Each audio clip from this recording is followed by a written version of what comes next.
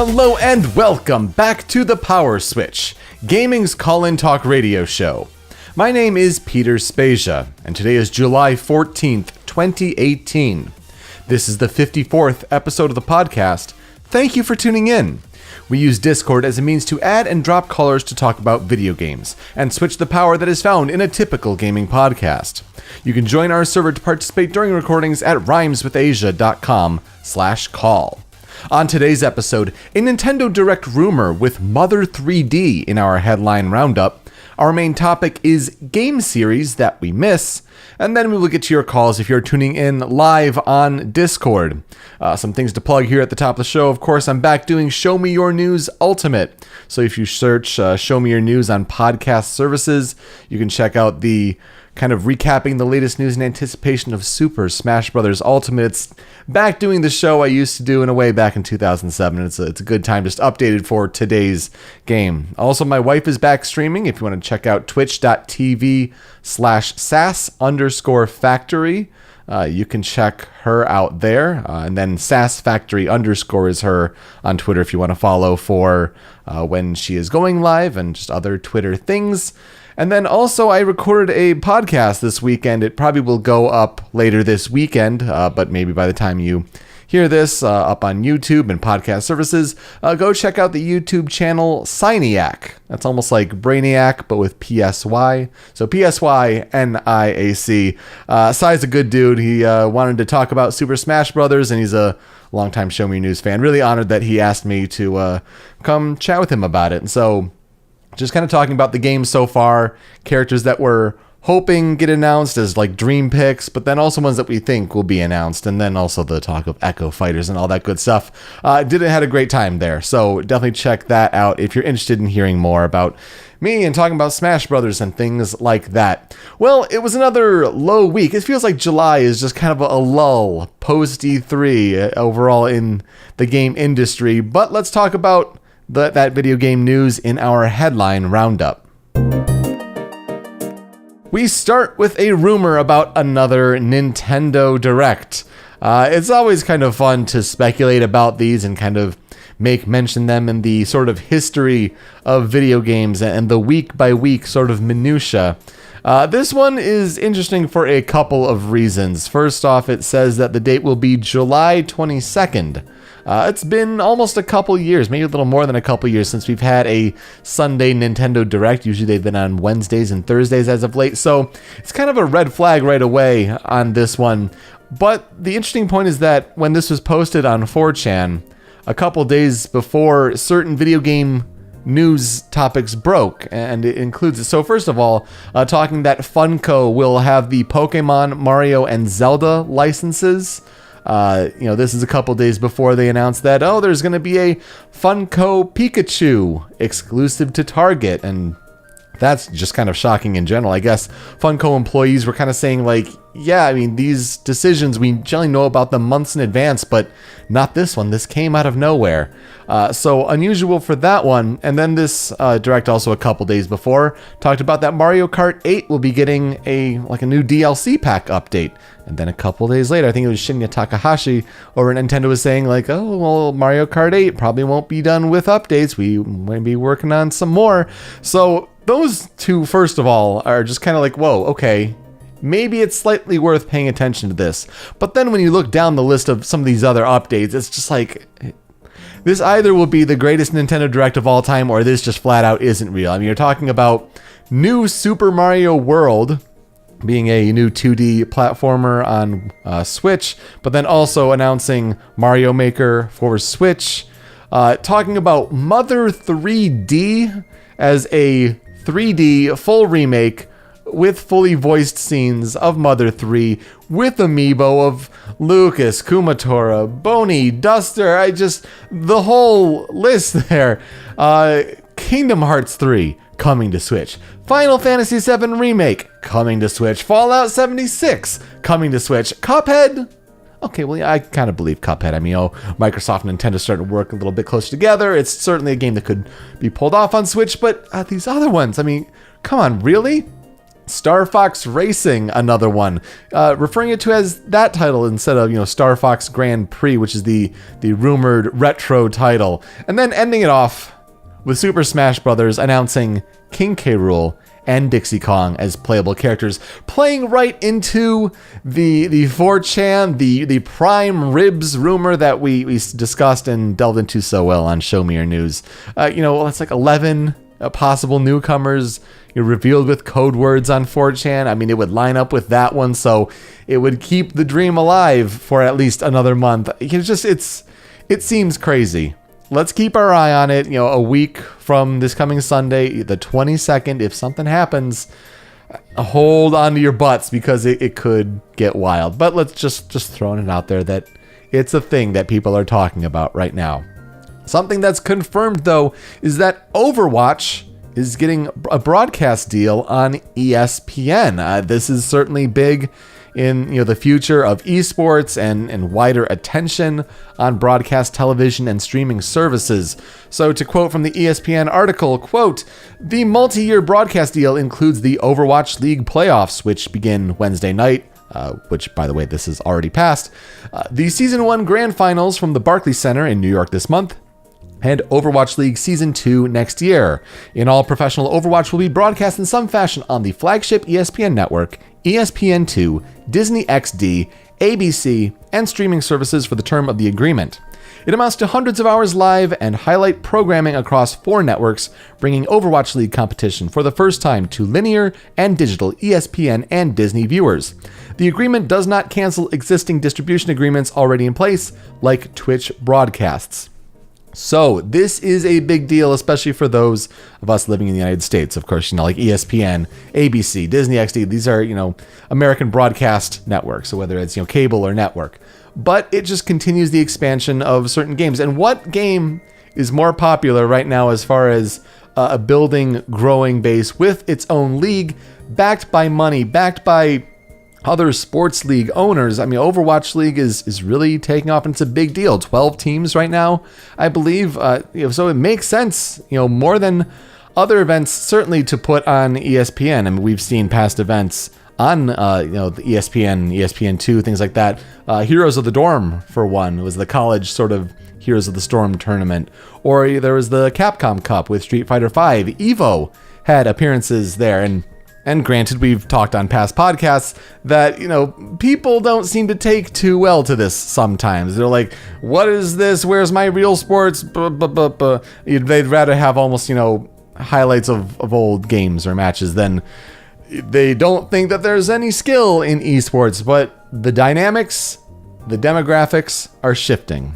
And this is really good news for Overwatch and its continued growth. Get it on more places than just Twitch. Granted, a lot of people will still see it on Twitch, but now this reaches to a whole new market, and that's just fantastic. Nathan Fillion is doing some teasing on Instagram, seeming to suggest that he is going to be tied to an upcoming Uncharted project.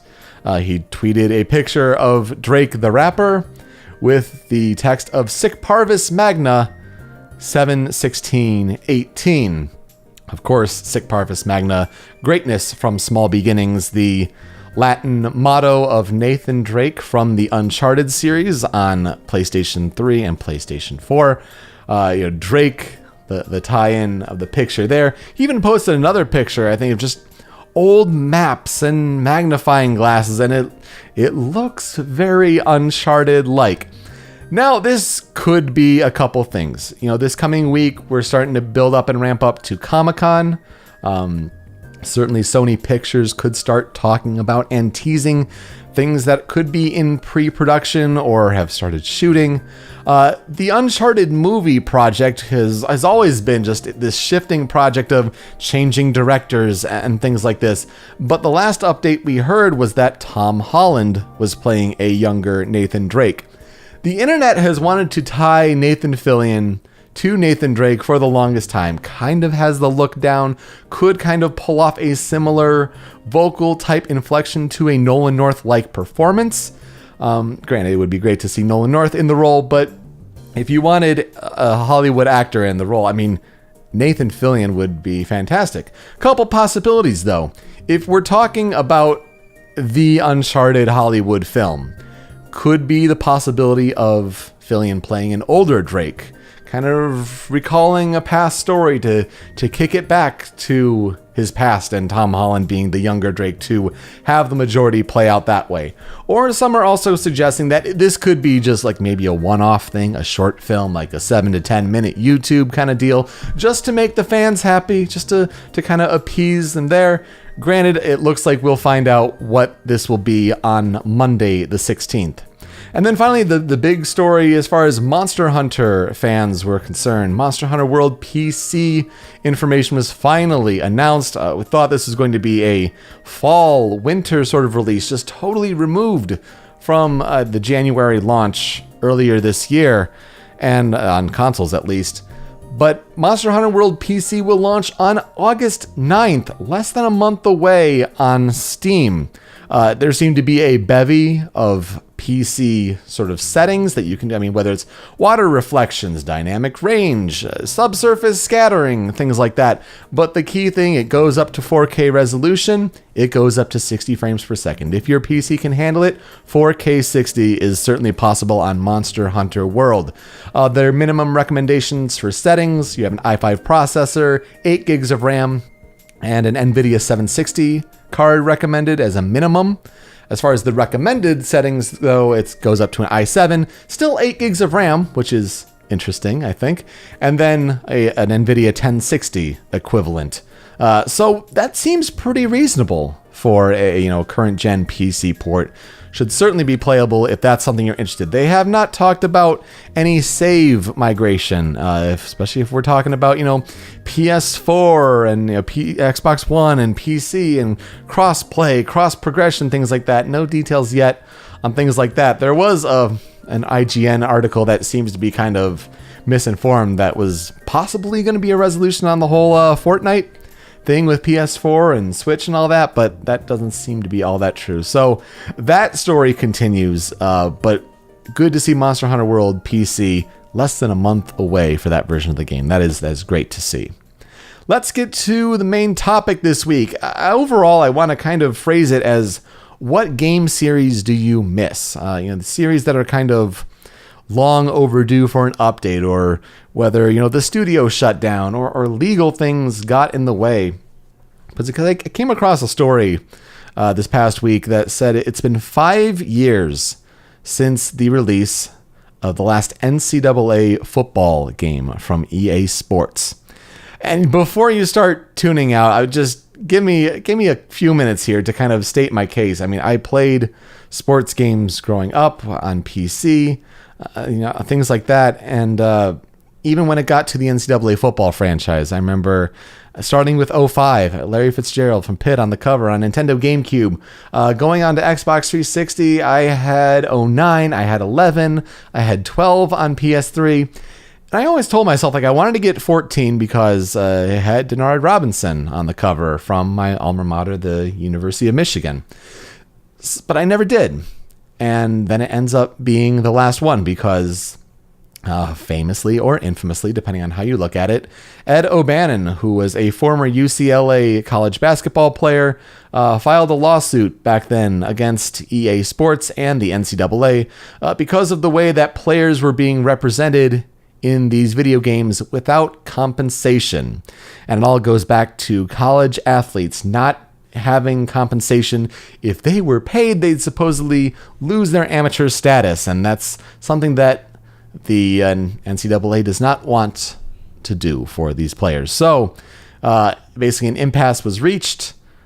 EA Sports ended up paying out a $60 million settlement to college football and college basketball players who were represented in their games from 2003 to 2014, and they stopped making the NCAA football series. It died on the last generation of systems. And so when it came to 15, 16, 17, 18, and now we're on the 19 series of games this year, never to be seen again on the current generation of consoles.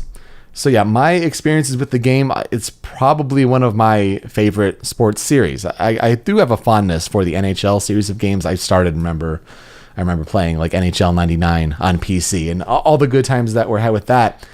but there is such a genuineness to NCAA football.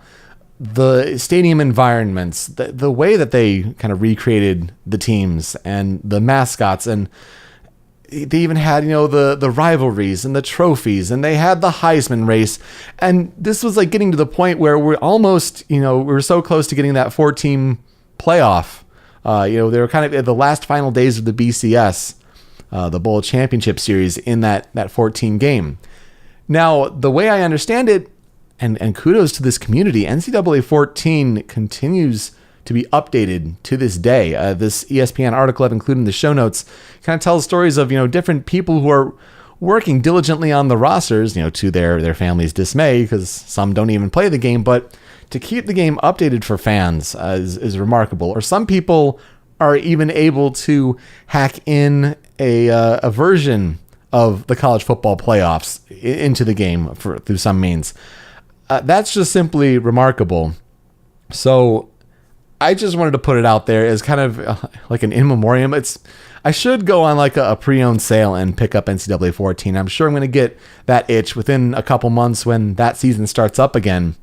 Though it makes me wonder why I haven't in the past. But when I think of game series that I miss, to see that headline come across and say that it's been 5 years since NCAA 14, that really makes me think. And so I'm curious whether you're able to call in here or you want to leave a comment on social media or on YouTube. What series do you miss that have been long gone?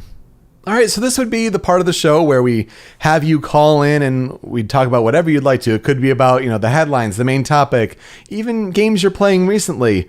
It's almost like the sports call-in talk radio sort of format, but about games. And I think that's really part of the fun of this format, but it does take your participation. So this is where you go to rhymeswithasia.com/call, join our community, tune in on shows when we announce them, and that's all part of the fun. For now, though, usually I would also talk about the games I'm playing recently. It's been a very busy week. Have not been able to do that. Though I am leaving on a work trip in a few days, and I will be buying Celeste on Switch right before then. So expect me next time to give my thoughts, at least on the start of Celeste. So that should be a whole lot of fun.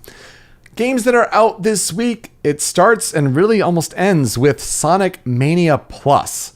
The additional DLC, whether it's the Encore DLC, you're adding Ray the Flying Squirrel and the Armadillo, whose name I'm blanking on, and I'm going to kick myself for it.